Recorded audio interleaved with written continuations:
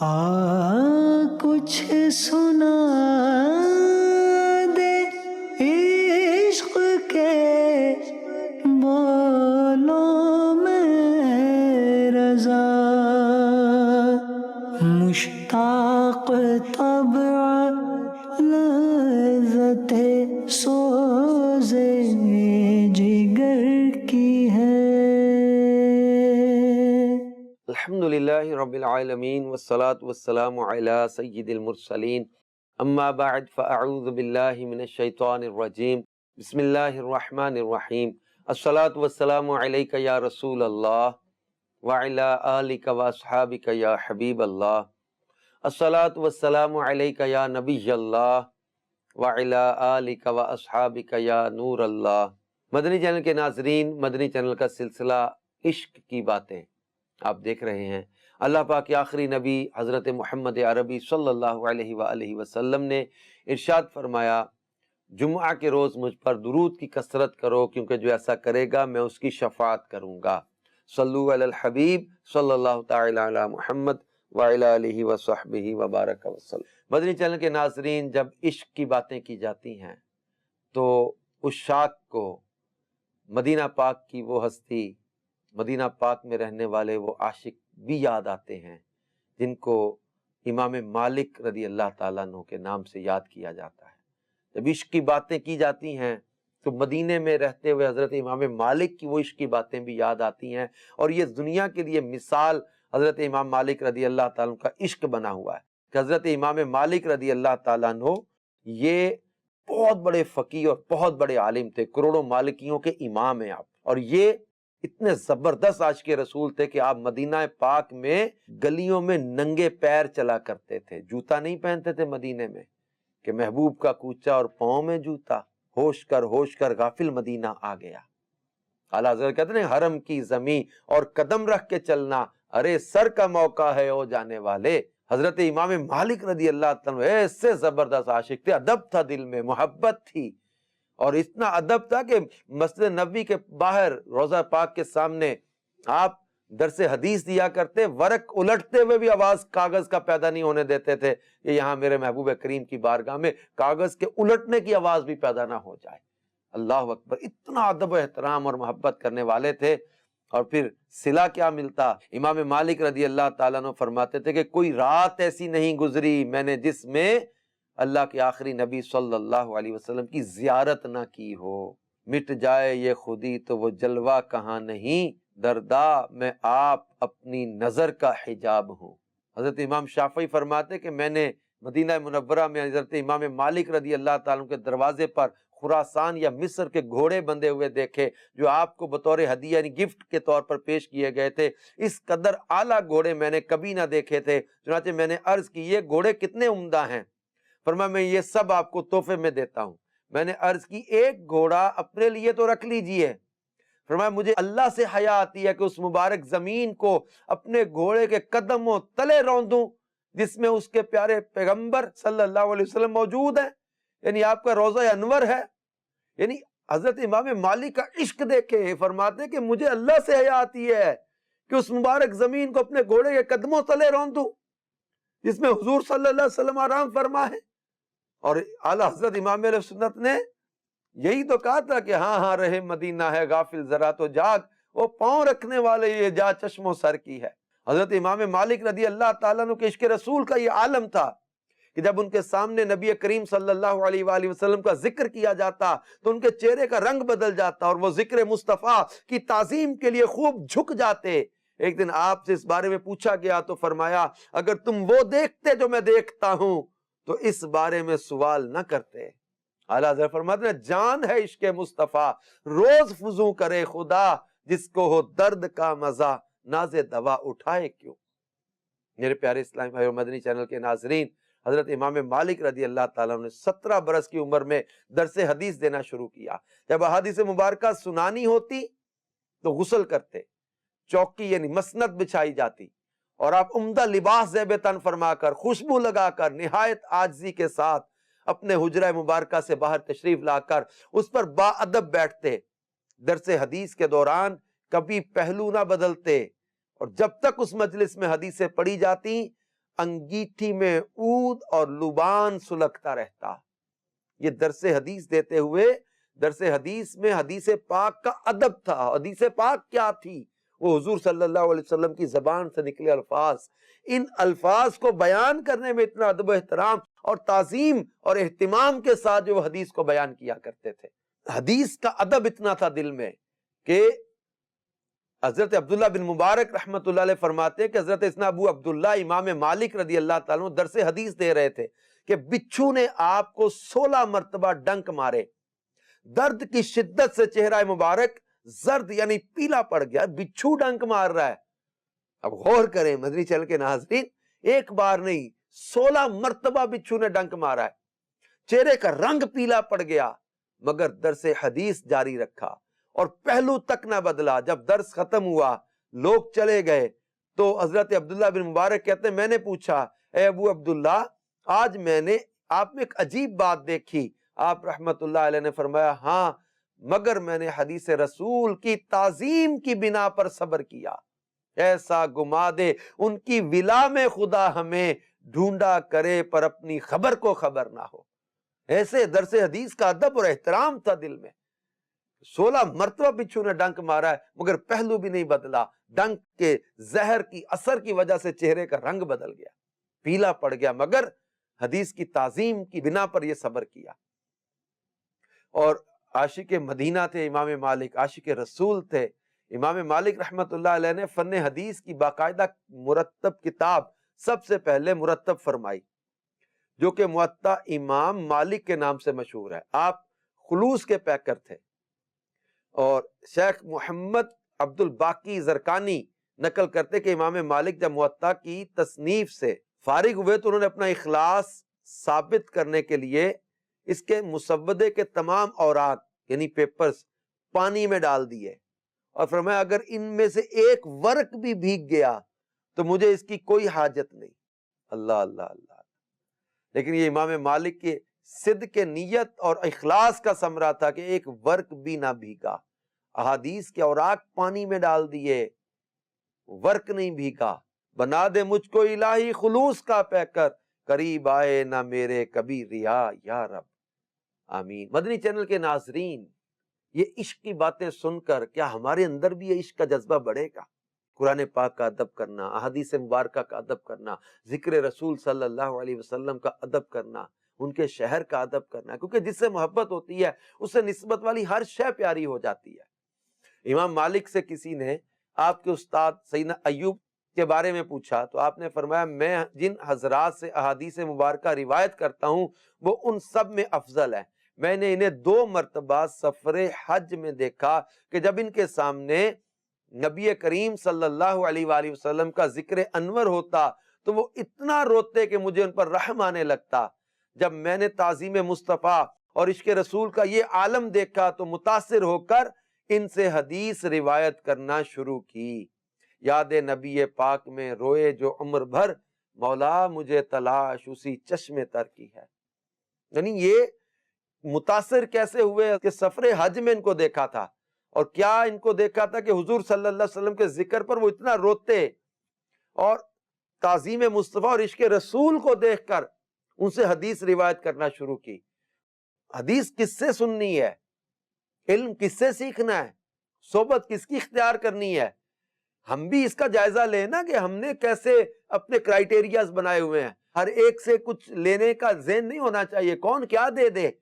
دیکھیں تو اسی تعظیم مصطفیٰ صلی اللہ علیہ وسلم میں عشق رسول کے سانچے میں تو جب وہ ڈھال کے دیکھیں، عشق رسول کے سانچے میں تو پرکھ کے دیکھیں کہ کیا اس بندے میں عشق رسول ہے، کیا حضور نبی کریم صلی اللہ علیہ وسلم کا ادب و احترام، تعظیم، ان کے سارے صحابہ کا ادب، اہل بیت کا ادب، اولیاء کا ادب، قرآن پاک کا ادب کرنے والا ہے۔ تو حضرت امام مالک رحمت اللہ تعالی نے سبب یہ بیان کیا تھا ان سے متاثر ہونے کا۔ اور امام مالک کے سامنے کسی نے کہہ دیا کہ مدینے کی مٹی خراب ہے، یہ سن کر آپ نے فتویٰ دیا کہ اس گستاخ کو 30 درے لگائے جائیں اور قید میں ڈال دیا جائے۔ جس خاک پہ رکھتے تھے قدم سید عالم، اس خاک پہ قرباں دل شیدا ہے ہمارا۔ مدینے کی مٹی کی بھی توہین امام مالک رحمت اللہ علیہ برداشت نہیں کرتے تھے، اور عشق کا یہ عالم تھا کہ امام مالک رحمت اللہ علیہ نے تعظیم خاک مدینہ کی خاطر مدینہ منورہ میں کبھی بھی قضائے حاجت نہیں کی، اس کے لیے ہمیشہ حرم مدینہ سے باہر تشریف لے جاتے تھے، البتہ حالت مرض میں مجبور تھے۔ اے خاک مدینہ تو ہی بتا کس طرح پاؤں رکھوں یہاں، تو خاک کے پاس سرکار کی ہے آنکھوں سے لگائی جاتی ہے۔ یہ عشق والوں کی باتیں ہیں، یہ عشق کی باتیں ہیں۔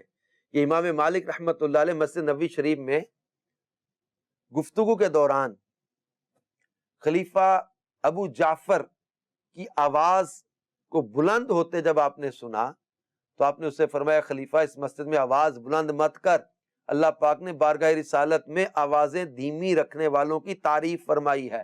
چنانچہ پارہ 26 سورۃ الحجرات کی 3 آیت مبارکہ میں فرمایا ان الذین یغضون اصواتهم عند رسول اللہ اولئک الذین امتحن اللہ قلوبهم للتقوی لہم مغفرۃ واجر عظیم۔ بے شک وہ جو اپنی آوازیں پست کرتے ہیں رسول اللہ کے پاس، وہ ہیں جن کا دل اللہ نے پرہیزگاری کے لیے پرکھ لیا ہے، ان کے لیے بخشش اور بڑا ثواب ہے۔ پھر آپ نے فرمایا کہ جبکہ آوازیں بلند کرنے والوں کی ان الفاظ میں مذمت بیان فرمائی ہے، اسی سورت کی 4 آیت کریمہ میں ہے ان الذین ینادونک من وراء الحجرات اکثرهم لا یعقلون، بے شک وہ جو تمہیں حجروں کے باہر سے پکارتے ہیں ان میں اکثر بے عقل ہیں۔ پھر آپ نے فرمایا تاجدار مدینہ صلی اللہ علیہ وسلم کی عزت و حرمت یقیناً آج بھی اسی طرح ہے جس طرح حیات ظاہری میں تھی۔ امام مالک کی اس گفتگو سے ابو جعفر خلیفہ خاموش ہو گیا۔ میرے پیارے اسلامی بھائیو، مدنی چینل کے ناظرین، ہمارے امام مالک رحمت اللہ علیہ کو مدینے سے، مدینے والے سے کتنا پیار تھا۔ خلیفہ وقت کو بھی نیکی کی دعوت دی، سمجھایا کہ یہاں آواز اونچی مت کرنا، پھر آیت قرآنی پڑھ کے اس کو سمجھایا کہ یہاں آوازیں بلند کرنے والوں کا اور آوازیں پست رہنے والوں کا دونوں کا قرآن نے بیان کیا ہے۔ آوازیں پست رکھنے والے ادب کرنے والوں کا صلہ اور ان کا مقام بیان کیا ہے، اور آوازیں بلند کرنے والوں کو بے عقل قرار دیا ہے۔ مدنی چینل کے ناظرین، حضرت سیدنا امام مالک رحمت اللہ علیہ سے خلیفہ ابو جعفر منصور نے پوچھا کیا میں روزہ انور پر حاضری کے موقع پر قبلے کی طرف منہ کر کے دعا مانگوں یا حضور صلی اللہ علیہ وسلم کی طرف رخ رکھوں؟ حضرت امام مالک نے فرمایا نبی پاک صلی اللہ علیہ وسلم سے تم کیسے منہ پھیر سکتے ہو؟ حضور تاجدار مدینہ صلی اللہ علیہ وسلم تو بروز قیامت اللہ کی بارگاہ میں تمہارے اور تمہارے والد گرامی حضرت سیدنا آدم صفی اللہ علیہ نبینا علیہ الصلوۃ والسلام کے لیے بھی وسیلہ ہیں۔ تم نبی رحمت صلی اللہ علیہ وسلم کی طرف منہ کر کے ہی شفاعت کی بھیک مانگو، اللہ عز و جل اپنے حبیب صلی اللہ علیہ وسلم کی شفاعت ضرور قبول فرمائے گا۔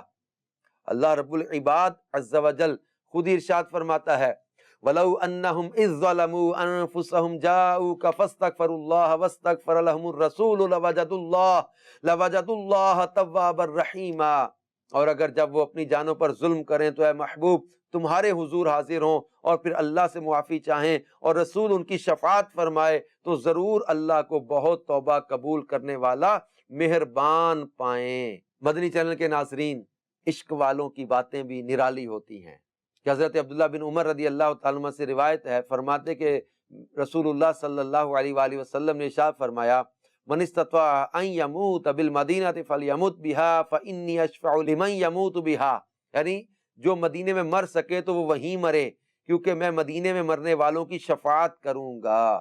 حکیم الامت مفتی احمد یار خان نعیمی رحمت اللہ علیہ فرماتے ہیں ظاہر یہ ہے کہ یہ بشارت اور ہدایت سارے مسلمانوں کو ہے، نہ کہ صرف مہاجرین کو، یعنی جس مسلمان کی نیت مدینہ پاک میں مرنے کی ہو وہ کوشش بھی وہاں ہی مرنے کی کرے کہ خدا نصیب کرے تو وہاں ہی قیام کرے، خصوصاً بڑھاپے میں اور بلا ضرورت مدینہ پاک سے باہر نہ جائے کہ موت اور دفن وہاں کا ہی نصیب ہو۔ حضرت عمر رضی اللہ عنہ دعا کیا کرتے تھے کہ مولا مجھے اپنے محبوب کے شہر میں شہادت کی موت دے۔ آپ کی دعا ایسی قبول ہوئی کہ سبحان اللہ فجر کی نماز، مسجد نبوی، محراب النبی، مصلی نبی اور وہاں شہادت۔ مفتی صاحب لکھتے ہیں کہ میں نے بعض لوگوں کو دیکھا کہ 30-40 سال سے مدینہ منورہ میں ہیں، حدود مدینہ بلکہ شہر مدینہ سے بھی باہر نہیں جاتے، اسی خطرے سے کہ موت نہ آ جائے۔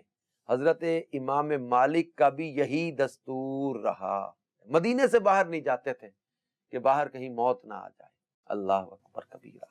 مدینے سے ایسا پیار تھا، مدینے والے سے ایسا پیار تھا کہ دین سے پیار، ان کی سنتوں سے پیار، ان کی جو ہے وہ لائی ہوئی شریعت سے پیار۔ تو امام مالک رحمت اللہ علیہ کو جو ہے وہ نیکی کی دعوت سے کیسا پیار تھا کہ سیدنا یحییٰ بن یحییٰ مسمودی رحمت اللہ علیہ فرماتے ہیں کہ حضرت امام مالک بیان کرتے ہیں کہ سیدنا ربیعہ نے فرمایا کہ میرے نزدیک کسی شخص کو نماز کے مسائل بتانا روئے زمین کی تمام دولت صدقہ کرنے سے بہتر ہے، اور کسی شخص کی دینی الجھن دور کر دینا 100 حج کرنے سے افضل ہے۔ نیز سیدنا ابن شہاب زہری کے حوالے سے بتایا کہ انہوں نے فرمایا میرے نزدیک کسی شخص کو دینی مشورہ دینا 100 غزوات میں جہاد کرنے سے بہتر ہے۔ سیدنا یحییٰ بن یحییٰ کہتے ہیں اس گفتگو کے بعد امام مالک رحمت اللہ نے کوئی بات نہیں کی اور اپنی جان آفرین کے سپرد کر دی۔ اللہ عز و جل کی ان پر رحمت اور ان کے صدقے ہماری بے حساب مغفرت ہو۔ تو مدنی چینل کے ناظرین، ہمارے امام مالک رحمت اللہ تعالی علیہ کا عشق آپ نے دیکھا، ان کے عشق کی باتیں سنی، اور پھر امام مالک رحمت اللہ علیہ کی جو تمنا تھی مدینے میں ہی مجھے موت نصیب ہو، تو امام مالک کی وفات کے بارے میں 179 ہجری میں ماہ صفر یا ربیع الاول شریف کی 10، 11 یا 14 تاریخ کو مدینہ المنورہ زادہ اللہ شرفا و تعظیما میں وفات ہوئی، اور پھر آپ کو جنت البقیع میں مدفن نصیب ہوا۔ اور امام مالک رحمت اللہ تعالی علیہ کا ادب، عشق، یہ ہم نے سنا، یہ پڑھا۔ امام مالک کے عشق اور ادب کو پڑھنے کے بعد مدینہ پاک سے، مدینے والے مصطفیٰ صلی اللہ علیہ وسلم سے پیار بڑھتا ہے، محبت بڑھتی ہے، اور یہ جب خاک مدینہ سے محبت کرنا، شہر مدینہ سے محبت کرنا، حضور علیہ الصلوۃ والسلام کی بارگاہ کا ادب و احترام، مواج شریف پہ ادب و احترام، مسجد نبوی کا ادب و احترام، یہ نسبت کی برکت ہے۔ امام مالک رحمت اللہ علیہ فرماتے تھے نا کہ اللہ پاک کا حکم ہے وَتُعَزِّرُوهُ وَتُوَقِّرُوهُ وَتُسَبِّحُوهُ بُكْرَةً وَأَصِيلًا، نبی صلی اللہ علیہ وسلم کی تعظیم و توقیر کا حکم دیا اللہ پاک نے۔ تو یہ ادب و تعظیم اسی حکم کی وجہ سے ہے کہ اللہ نے ہمیں حکم دیا کہ حضور نبی کریم صلی اللہ علیہ وسلم کا ادب بھی کریں، ان کی تعظیم و توقیر کریں۔ تو حضور علیہ الصلوۃ والسلام سے محبت کا تقاضا یہ ہے کہ ان سے نسبت والی ہر شے سے پیار ہو جائے۔ حضور علیہ الصلوۃ والسلام کی نسبت کی وجہ سے صحابہ کرام سے پیار کیا جائے گا، اور سارے صحابہ کا ادب کیا جائے گا کہ یہ حضور علیہ السلام کے صحابہ ہیں، ان کی نسبت کی وجہ سے۔ اور حدیث بھی ہیں کہ میری وجہ سے میرے صحابہ سے محبت کرو، جس نے ان سے محبت کی میری محبت کی وجہ سے ان سے محبت کی، جس نے ان سے بغض رکھا اس نے میرے بغض کی وجہ سے ان سے بغض رکھا۔ اہل بیت اطہار سے محبت کی جائے گی تو یہ نبی کریم صلی اللہ علیہ وآلہ وسلم کی محبت کی وجہ سے، ان کی نسبت کی وجہ سے ان سے محبت کی جاتی ہے۔ اور آپ کے شہر کا ادب ان کی نسبت کی وجہ سے، آپ کی سنتوں سے پیار ان سے پیار کی وجہ سے، آپ کی لائی ہوئی شریعت سے پیار ان سے محبت کی وجہ سے، کہ اللہ سے محبت کرو حضور علیہ السلام کی محبت کی وجہ سے، حضور کی محبت کی وجہ سے اللہ سے محبت کرو، اور اہل بیت اطہار سے محبت کرو حضور کی محبت کی وجہ سے۔ یعنی اللہ سے محبت اور اللہ کی محبت کی وجہ سے حضور علیہ السلام سے محبت کرنا، حضور علیہ السلام کی محبت کی وجہ سے آپ کے صحابہ اور اہل بیت سے محبت کرنا، آپ کی سنتوں سے محبت کرنا، آپ کے دین سے محبت کرنا۔ یہ دعوت اسلامی کا دینی ماحول ہمیں یہ عشق کی باتیں بتا کے ہمیں بھی عشق والوں کے رنگ میں رنگنا چاہتا ہے کہ ہم بھی عشاق والی زندگی گزارے۔ عشاق کی زندگی بڑی مزے کی ہوتی ہے۔ عشق کے بارے میں تو اعلیٰ حضرت نے کہا تھا نا، اے عشق تیرے صدقے جلنے سے چھٹے سستے، جو آگ بجھا دے گی وہ آگ لگائی ہے۔ اللہ پاک ہمیں اس عشق کی آتش میں رکھے اور ہمارا عشق سلامت رکھے۔ ان عشق والوں کی باتوں کا صدقہ، ان محبین کا صدقہ، ان عاشقوں کا صدقہ اللہ پاک ہمیں عمل کا جذبہ بھی دے، گناہوں سے ہمیں بچائے۔ اللہ پاک ہمیں عمل کا جذبہ عطا فرمائے، دعوت اسلامی کے دینی ماحول سے وابستہ رہیں۔ انشاءاللہ سنتیں سیکھنے، عمل کرنے اور دوسروں تک پہنچانے کا موقع ملتا رہے گا۔ اللہ کرم ایسا کرے تجھ پہ جہاں میں اے دعوت اسلامی تیری دھوم مچی ہو۔ آمین بجاہ النبی الامین صلی اللہ علیہ وآلہ وسلم۔ کچھ سنا دے عشق کے بولوں میں رضا، مشتاق